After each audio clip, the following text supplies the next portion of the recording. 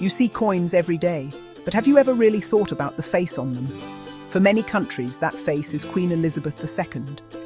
Her story on coins began a long time ago. When she became queen in 1952, it was a huge deal. Countries in the Commonwealth, like Canada, Australia and New Zealand, wanted to honour her. The best way to do that was to put her portrait on their money. It's a tradition that goes back centuries. Kings and queens have put their faces on coins to show their power and that the money is official. It tells you who's in charge. So when Elizabeth took the throne, the mints got to work right away. The first coins with Queen Elizabeth's image started coming out in 1953. This was the year of her coronation, a very important event. The first portrait was done by a woman named Mary Gillett. It showed the Queen looking young and hopeful, wearing a laurel wreath in her hair. This wasn't just one coin, it was a whole new set of them, from the smallest to the largest. Each country had its own unique designs on the other side, the tails side, but the Queen's head was the common thread. It was a symbol of unity and shared history. People all over the world were seeing this new young monarch on the change in their pockets. Over the years, as the Queen got older, her portrait on the coins changed too.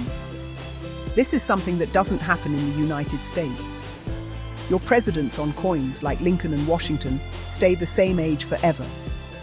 But for the Queen, they updated her image every 15 to 20 years. After the first portrait, another one by Arnold Machin came out in the 1960s. Then another by Raphael Maklouf in the 1980s. And then another by Ian Rank Broadley in the late 1990s. Each one showed her at a different stage of her life, reflecting her long reign. It's like a small metal timeline of her life that you can hold in your hand. These coins are more than just money. They are pieces of history. They tell the story of a monarch and the changing world around her. For a country like Canada or Australia, these coins are a part of their national identity. They connect the people to the crown and to a larger global family. When you find an old Elizabeth coin, you're not just finding a few cents. You're finding a little piece of the past, a snapshot of a specific time. And for a collector, that's where the real value is. It's the story behind the metal that gets you excited. It's what we look for every day in the pawn shop. Now, let's talk about the 10-cent coin, often called a dime. The idea of a 10-cent piece isn't new, but the ones we're talking about, the ones with Queen Elizabeth on them, have their own special history. Each Commonwealth country decided to make its own coins. In Canada, for example, they had a 10-cent coin long before the Queen was on it. But when Canada switched to its own national currency system, they needed a full set of coins. The 10-cent piece was a key part of that system. It was a useful amount of money for small purchases, just like the American dime. The first Canadian 10-cent coin with Queen Elizabeth II on it was minted in 1953, with that young portrait I mentioned earlier. The creation of a new coin is a big process. The government has to decide what it's made of, how big it will be, and what it will look like. For the Canadian 10-cent coin, they chose a famous design for the back, a racing schooner called the Bluenose. This ship was a Canadian icon, a symbol of its maritime heritage. So you had the Queen on one side, representing the government, and the Bluenose on the other, representing the people and their history. This combination made the coin distinctly Canadian. The first ones were made of 80% silver, which made them valuable for more than just their 10-cent face value. Australia's story is a little different. They switched to a decimal currency system in 1966. Before that, they used pounds, shillings, and pence, which can be confusing. When they made the switch, they needed a whole new family of coins. The 10-cent piece was one of the first ones they designed. They decided to put a lyrebird on the back, a fascinating Australian bird known for its ability to mimic sounds. Just like in Canada, the head side featured the Queen. The first Australian 10-cent coins were also made with a high silver content, but this didn't last long. The price of silver went up, and it became too expensive to use in coins. So, The birth of the 10-cent coin in these countries was tied to big moments in their history. For Canada, it was about continuing a tradition with a new monarch. For Australia, it was about creating a whole new modern money system. In both cases, the 10-cent piece was an essential part of everyday life. It was small enough to be convenient, but valuable enough to buy something. And because millions and millions of them were made, they ended up in the hands of almost everyone. This is how a simple coin becomes a cultural object, something everyone recognizes. It's the history of the common man. When you look at a 10-cent coin, especially one from around 1980, you see a lot of details. Let's focus on the Canadian one, since it's one of the most famous. On the front, the obverse as we call it in the business, you have the Queen's head. By 1980, the portrait used was the one designed by Arnold Machin. It shows a more mature queen, wearing a beautiful tiara. Around her head you have the words Elizabeth II and DG Regina, which is Latin for by the grace of God, Queen. It's a very classic, elegant design that shows respect for the monarch. It's simple, but it says a lot. Now flip it over to the reverse side. This is where you see the Bluenose schooner I mentioned. It's a beautiful image of a ship at full sail, leaning into the wind on the open water. The artist, Emmanuel Hahn, did an amazing job capturing the feeling of speed and grace. Below the ship, you see the date, 1980, and the value, 10 cents. Above the ship, you see the word Canada. The design is so popular that it has been on the Canadian 10-cent coin since 1937, with only small changes. It's a true classic, and people love it. It connects them to their country's history on the sea. The metal used to make the coin is also important. In the early days, Canadian dimes were made of silver. But by 1968, the price of silver got too high. The government had to switch to a cheaper metal. So the coins made from 1968 onwards, including the 1980 coin, were made of pure nickel. This is a big deal for collectors. A 1967 dime is silver, but a 1968 dime is nickel. They look similar, but their metal content is totally different. The nickel coins are magnetic, while the silver ones are not. It's a neat little trick to tell them apart. The 1980 coin is solid nickel, giving it a bright, shiny look when it's new. Over the years, there have been small changes. The size and weight have stayed mostly the same to make sure they work in vending machines, but the metal composition changed again. In 2000, they switched from nickel to a multiply-plated steel. It looks the same, but it's much cheaper to produce. The design of the Bluenose has also been tweaked a few times, with artists updating the details. But the basic image of the Queen on the front and the ship on the back has remained. It's a design that has stood the test of time. When something works, you don't mess with it too much. People, especially in America, get confused about coins from other countries. You hear 10-cent coin and you think of a dime. You hear penny and you think of the 1-cent coin. Let's clear this up. The US penny is your 1-cent piece. It's got Abraham Lincoln on it. For most of its life, it was made of copper. Today, it's mostly zinc with a thin copper coating. It's the smallest value coin in your system. In Canada, they also had a penny, a 1-cent coin with 2 maple leaves on the back. But they stopped making them in 2012 because it cost more to make a penny than it was worth. The US dime is your 10-cent piece. It has Franklin D. Roosevelt on it. It's smaller than the penny, which confuses a lot of people. Historically, the dime was made of silver, so its value came from the metal. They made it small to use less silver. Today, it's made of a mix of copper and nickel. The Canadian 10-cent coin is also called a dime. It serves the same purpose as the American dime. It's worth 10 cents in its own country. But the history is different. The US dime honors a president, while the Canadian dime honors the reigning queen and a famous ship. So, the main difference is who and what is on the coin. American coins celebrate famous leaders and symbols of the Republic. Commonwealth coins, like Canada's, celebrate the monarchy and national symbols. Another big difference is the metal. The history of silver in US dimes is a big deal for collectors. Dimes made before 1965 are 90% silver, and people hoard them. Canadian dimes also have a silver history, but the cutoff year is 1967. Knowing these dates is key if you're a coin collector. It's the difference between a coin worth its face value and a coin worth the price of silver, which can be much more. It's also interesting how the names are used. In the US, penny and dime are official-sounding names everyone uses. In Canada, people call the 10-cent coin a dime too, borrowing the American term, but they no longer have a penny. When you talk about a penny in Canada now, you're talking about a piece of history. The 1980 Elizabeth 10-cent coin is not a penny. It's a dime, a 10-cent piece. It's important to get the terms right, especially if you're buying or selling. You don't want to walk into a shop and ask for the wrong thing. Knowledge is money in this business. A 10-cent coin doesn't exist by itself. It's actually part of a family of coins. So let's look at the other Canadian coins that were being used around 1980. You had the penny, the 1-cent coin, which I mentioned before.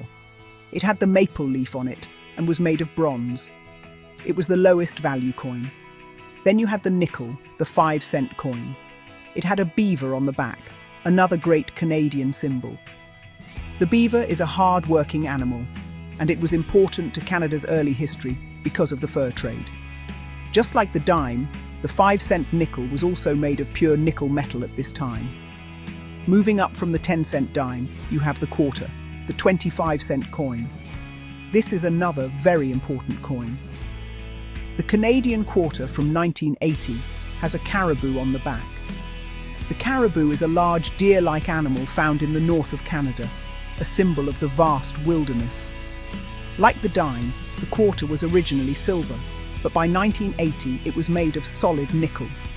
The quarter is a workhorse coin, used in everything from parking meters to laundry machines. The design is strong and easily recognizable. So, in your pocket, in 1980, you would have had a beaver, a schooner, and a caribou. It's like a little metal zoo. Then you have the bigger coins. There was a 50-cent piece, but you rarely saw it in circulation, even back then. It was mostly for collectors. The really common big coin was the dollar.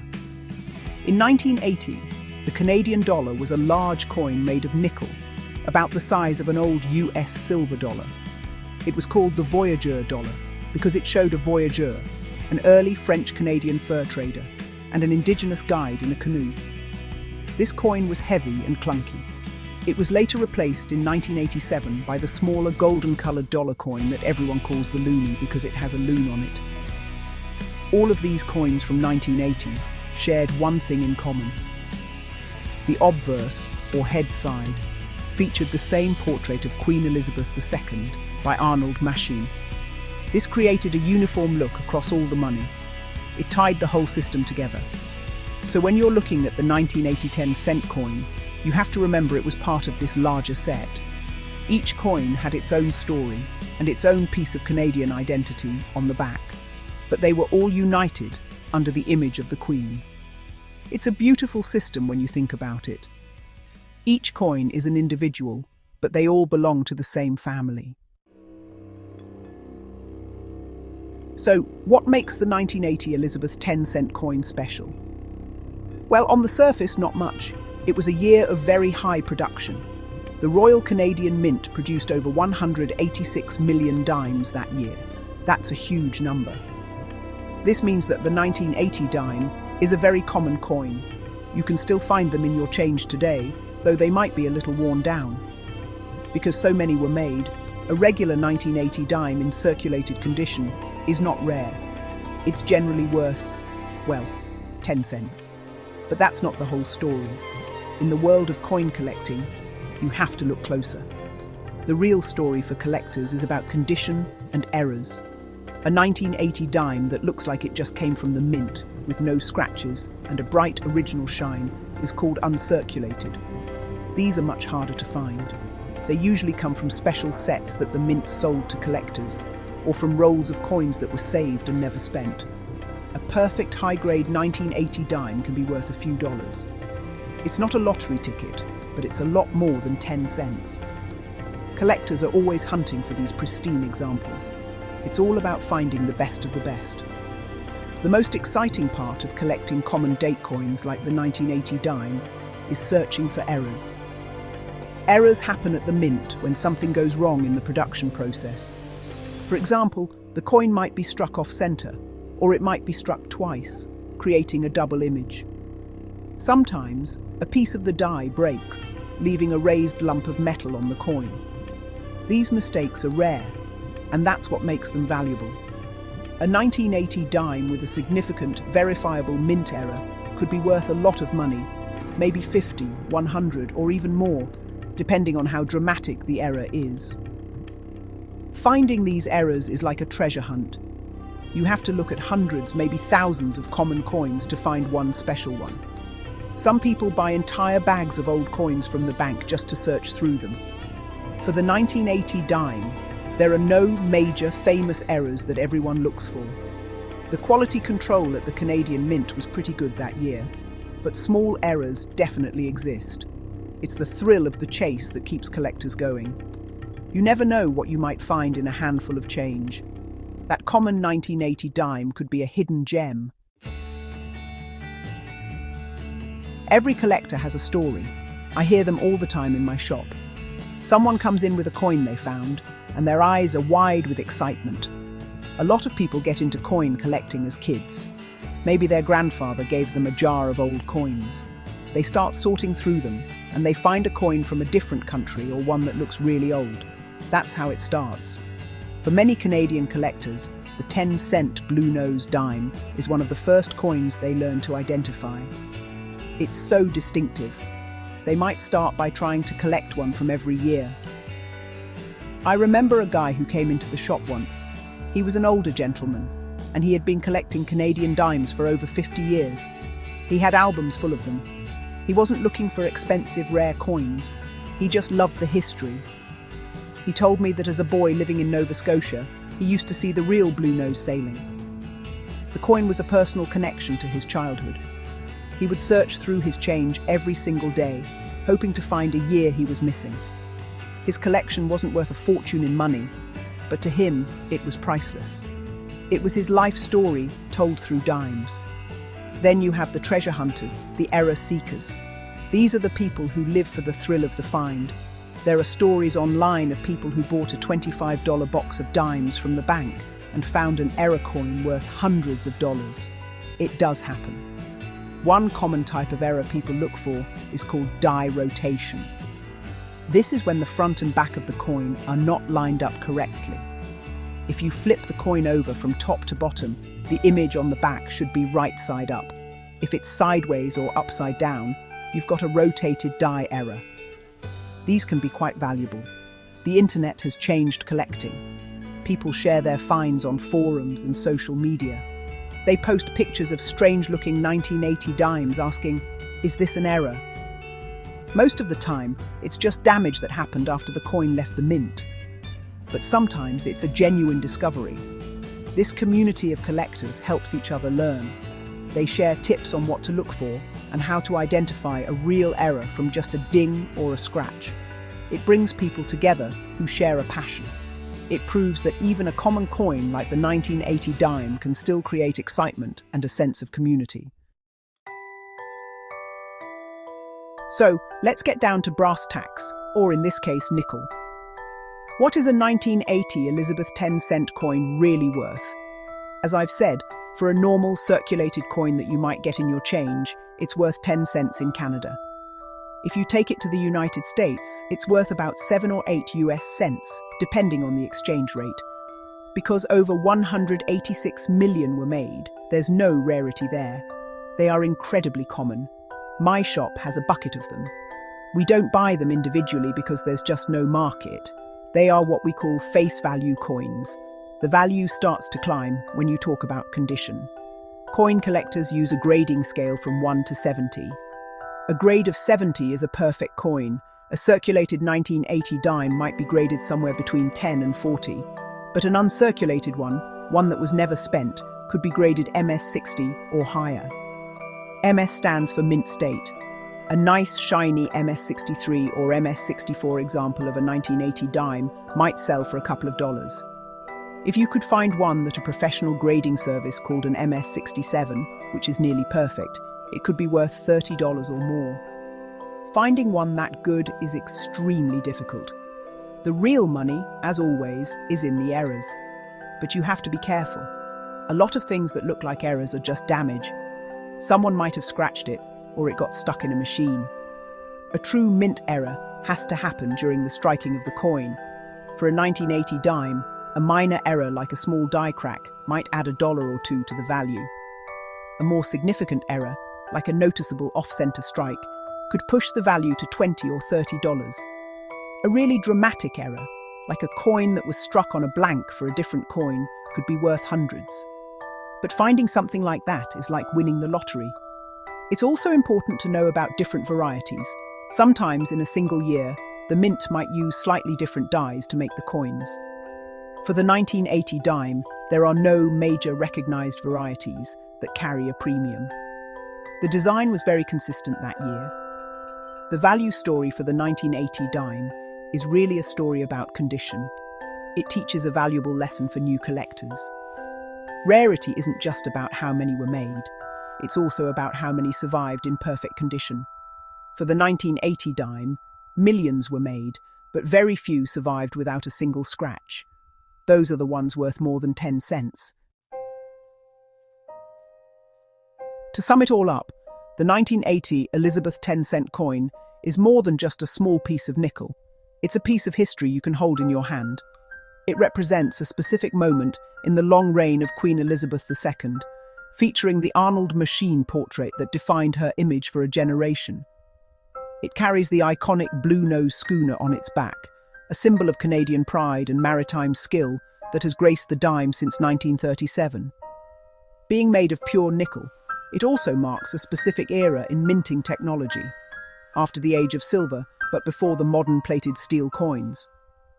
This coin is different from a US penny or dime.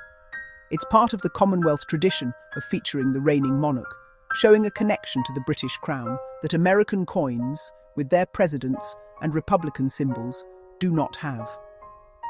The 1980 dime was part of a family of coins, from the bronze penny to the large nickel dollar that all shared the Queen's portrait, creating a unified currency for the nation. Each coin told a part of Canada's story through the animals and symbols on their reverse sides, with the 10-cent piece celebrating a legend of the sea. While it is a very common coin, with a massive mintage of over 186 million, it still holds potential value for the sharp-eyed collector. A regular circulated 1980 dime is worth its face value, but examples in pristine, uncirculated condition are worth more. The real treasure hunt lies in searching for rare mint errors, those small mistakes in production that can turn a 10-cent coin into a collectible worth many times its face value. These stories of discovery are what keep the hobby of coin collecting exciting and accessible to everyone. You don't need to be rich to be a treasure hunter. Ultimately, the legacy of the 1980 Elizabeth 10-cent coin is its role as a constant, dependable part of daily life for millions of people. For decades, it has been passed from hand to hand, used to buy small items and jingled in pockets. It connects the past to the present. Every time you see one, you're seeing a piece of Canadian art, a symbol of its government, and a tangible link to the year 1980. It's a humble coin, but it has a rich story. And in my business, story is everything. You just never know what's going to come through that door.